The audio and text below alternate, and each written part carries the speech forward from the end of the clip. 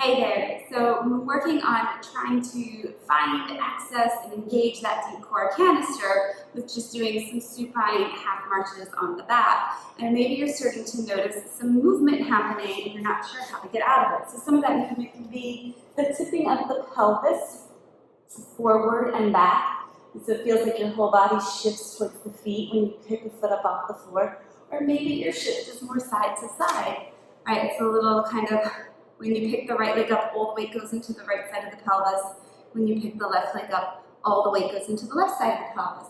What I'm going to suggest here is taking yourself to a wall and troubleshoot this a little bit more.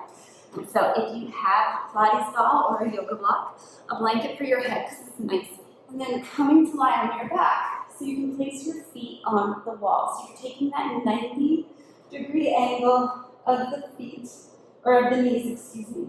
And then you can go ahead and place that ball or block between the legs. Take a breath in here.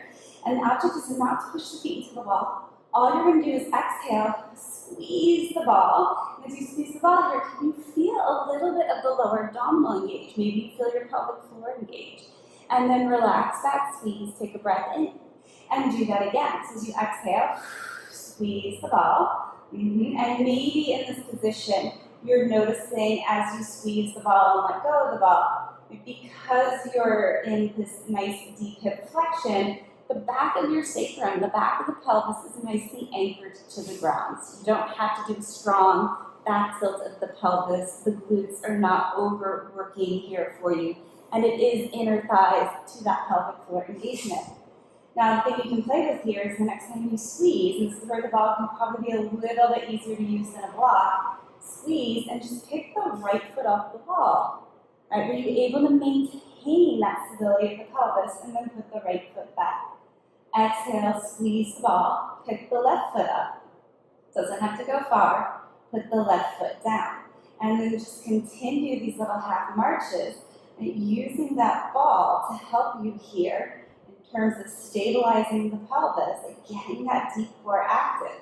Now, one of the things that can happen here is the foot that stays on the wall, you start pushing it into the wall. And if that does happen, you're going to notice your pelvis kind of twisting a little bit. All right, so we're looking to keep that pelvis just nice and steady and stable here, picking one foot up off the wall at a time. Seeing if that just gives that little extra feedback to the brain, and you know now what it is to have that pelvis stable.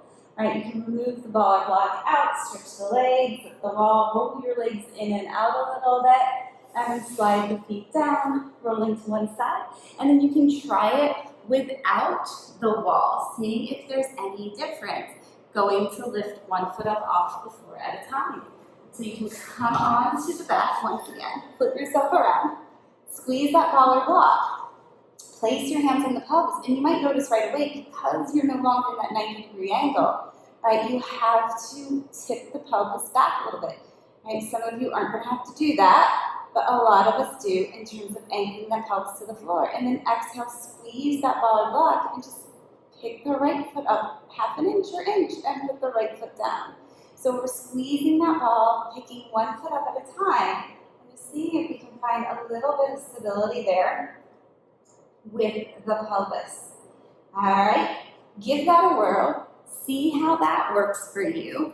Got another video coming up that actually does the opposite of that, squeezing in and pushes out instead.